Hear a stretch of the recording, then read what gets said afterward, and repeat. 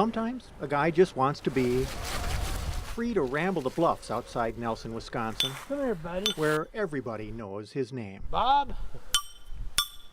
Al Glass has a brogagement with a bud, a bon ami, a pal he's known for 3 years now, He's down below. He hangs out an awful lot. and who for 3 years running If he knows you're around, he'll come to you. has been late for every date. Come on, Bob. Hurry. Here he comes.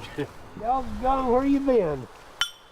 Been looking all over for Bob. Al is a tough old bird. Come here, Bob. Come see me. Bob Come on, Bob. is a rough grouse. Come on, buddy. They've become fast friends, Hurry. and Al's not shy about saying so. Are you bashful or what? I was setting up a tent up on top of the bridge, and Bob just showed up, and he's been around ever since. Well, come on, let's go over here. Al owns the hill that Bob calls You home. being funny? Bob owns all the attention. Yeah, I hear you. Get up there. Bob is a bit of a bad boy. You're being a naughty bird. That's just fine with Al. Just standing there. Al considers Bob a confrère, Where you at? a loyal chum, Here you are. no matter what Come on. anybody else says. Yeah, this bird's not being friendly. We've got a grouse out in the woods who's mistaking the sound of a chainsaw or an ATV for the sound of another drumming male grouse. And so he thinks what he's got is a challenger in his real estate, and he wants to make sure that that challenger isn't going to threaten his territory. He might appear kind of cute and friendly to the person who he's following around, but really this bird is trying to appear intimidating and wants what he thinks is the other grouse to leave his territory. This UTV I have here is electric, it's quiet. The one I had before had a gas engine. He would hear that, and he would come running up the road to me. He's just a friendly bird, you know. Got a picture of the bird sitting on Josh's arm, and there were people that said, well, that's a stuffed bird, a mounted bird. And I said, no, it's a live bird. There are times we hang with whomever's handy, Hear him? He makes a lot of funny noise. and there are times when we get to pick the company we keep, Come here, Robert. whether a meet He's hungry today. for a bite to eat, He's picking them things over there, see? What are you doing? Are you hungry? Yeah, I could brought you some bird seed. a spot of conversation, He just makes that noise all the time you're here. What, are you talking? or a joyride through the oak woods, Look here, get up here in my four-wheeler. Get up in my four-wheeler. primping with your peeps. Get over here. Where are you going to drive? Cheers the spirit. Bob's going to drive a while. Makes life complete as a partridge in a wild plum tree. You're showing off pretty good, aren't you, buddy? Sure, there are the spats and squabbles, You're a goofy little bird, aren't you? the various character flaws, Are you a goofy little bird? the inevitable moodiness. Bob, you're being obstinate today. But Al Get up here. calls Bob amigo, You hear me? and Bob You're a pretty good guy, yeah. is there for Al. Just glad you came around today. Yeah. No matter how you feather it, Some days I have to get out and shoo him away so I can leave. that's Come on. friendship. You're just quite the bird. Eau Claire's own News 18. Yeah. Just quite the Bob, aren't you? I'm Steve Betchkal. You're quite a bird. Well, there's just a lot of people don't believe this. Pal, come here. Hands in here, guys. Let's say Elk Mound on 3. 1, 2, 3. Elk Mound! Wednesday night in Elk Mound. Wednesday night's the highlight of my week. T-ball league Gavin, you're I'll be there before you start, okay? Yeah! for the shortest of shortstops. There, how's that? Field 3, Hey, let's go, Orange. Get on the field. orange versus purple. Nice cut! Nobody clocking strikes or outs. Everybody bats, and everybody runs the bases. Perfect. Okay, should we go hit? Let's go get some hits in. Everybody. Number 5 is the last one up. Okay, Caitlin, need a big hit here. Big hit. She's always the last one up. Bottom of the order. But she's got wheels. Caitlin Larson has excess water pressing on her brain. She has a disorder called a Cardi syndrome, which means the left side of her brain can't communicate with the right. She suffers multiple seizures daily. But everybody knows that on an evening when the sun is hanging lazy and low, T-ball cures all ills. Ready, Haley? Ready, position, Orange. John Chisholm is Caitlin's elementary gym teacher.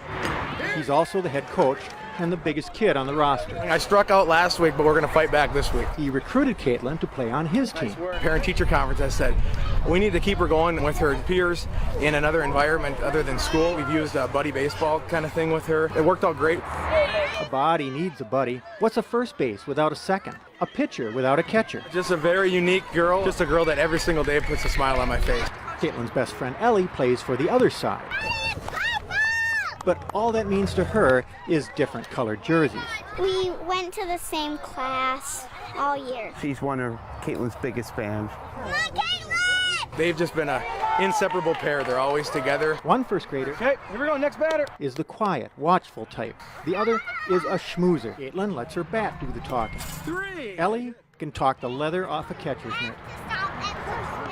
Hey, no sleeping, no sleeping, no sleeping. She likes the socialization of just being with the other children and, hearing the other voices.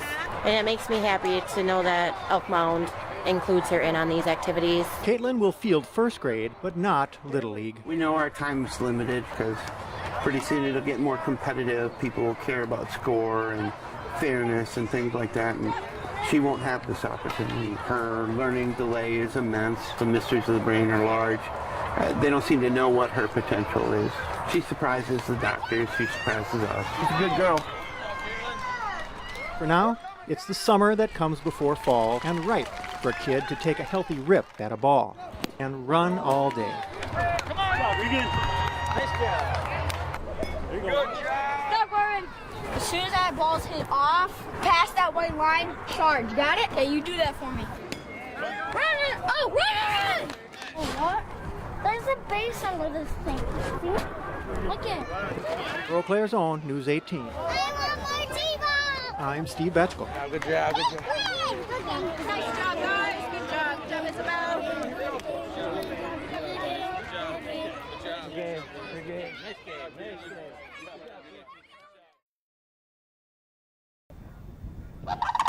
On the seasonal surface, fall is round and ripe and ready for picking, but not in this field. Not for Dennis West. He has to dig deeper. We're just checking the pulps right now. It's around 9:45 in the morning and it's around 56 degrees. That's pretty much ideal. Between 50 and 60 is where we like to harvest this crop. When it gets above about 63, that's when we start to worry that it's too warm of potatoes going into the storage, and so then we have to shut down harvest. This is the Sandy Sink, where Chippewa, Barron, and Rusk counties converge. This is potato country. Yes, it is actually. We're a third largest potato producing state. Washington and Idaho grow more, but in the Midwest, Wisconsin is one of the largest. There's about 5,000 different varieties of potatoes. You have your reds and your yellows and your whites and your russets. Idaho, they have that claim to fame of out there of having the Idaho baking potato. We grow that same potato here and feel we do as good or better job than what they're doing out there. Americans consume about 142 pounds of the arch starch every year, an average of a potato a day. Around 600 acres is what we're growing this year. We go by 100-pound bags. We'll harvest somewhere around 350,000 100-pound bags, which is equivalent to around 35 million pounds. This is actually what they call a glacial outwash plain. Nice, loamy sand. Farming is always a mashup of weather conditions. Sometimes you're the sunscreen, sometimes the umbrella. With the amount of rain that we had in the spring and then in August, it took its toll on this crop, even on the sandier soil. So the crop insurance umbrella then? If you'd asked me that about May or June, I would have thought it would be pretty tough to get a decent crop. We've actually got a pretty decent crop going here right now. The cool weather we had this summer, potatoes like that. Corn likes it a little on the warm, hot side. Potatoes like it cool. Potatoes are usually ready for harvest somewhere around the first part of September, but a lot of times you look at the calendar and you say, you know what, we got to get going here because we don't want to get caught with frost in the end, otherwise that makes it pretty tough to store and to keep nice potato. This crop that we are standing on right now will probably be not washed and packed until May or June of next spring. Everything is hauled into this facility up here in Rice Lake. From dirt nap to bunker bed. This is this year's crop, just harvested here in the last half an hour or so. Strap on your headlamp and journey to the center of the Pomme de Terre. From where we're standing to the back, it's about 400 feet. We pile them about 15 feet high, and we're able to store somewhere around 35 million pounds of potatoes in this facility. And so goes the russets run from daylight. We let them go through a curing process where we run air and humidity through the potato pile. That actually cools them down and gets them ready to wash and pack, which we do all winter long. They've got to sit for about 3 weeks. Thanksgiving and Christmas, those are two big holidays for us. These guys are spud studs. My grandfather started in 1929 up in Serona, and then my father joined. My brother and I are the third generation, and there's a possibility of a fourth. Hopefully there's someone to carry on. The potato is bumpy and lumpy and dumpy, but one person's ugly fruit is another's pretty good gig. It's a great way of life. It's a lot of hard work, and we've got a lot of dedication behind us here. It's a great group of people. For Eau Claire's Own News 18, I'm Steve Betchkal.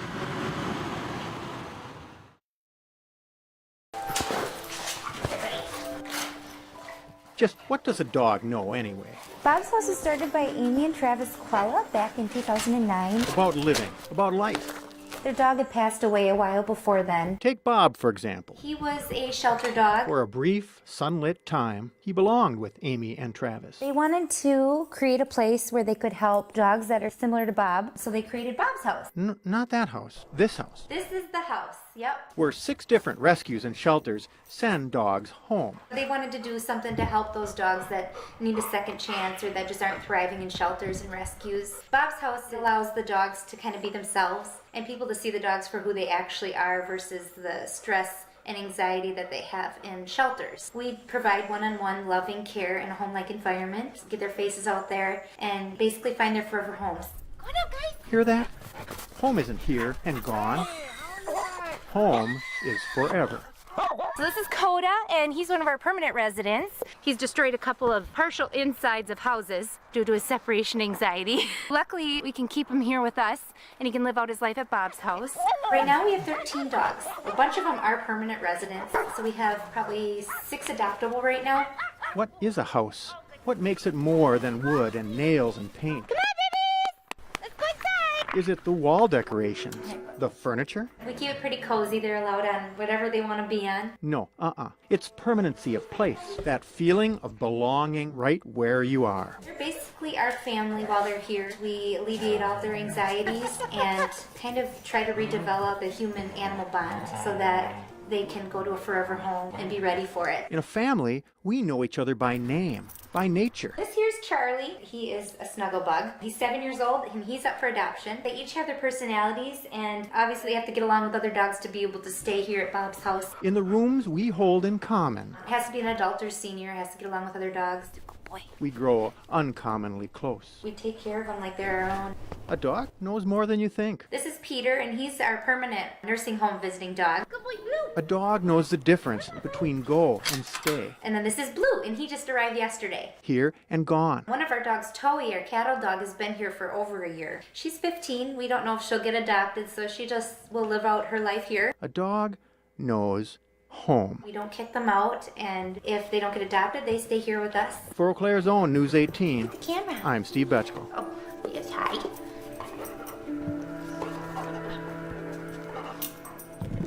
He's really camera shy, isn't he?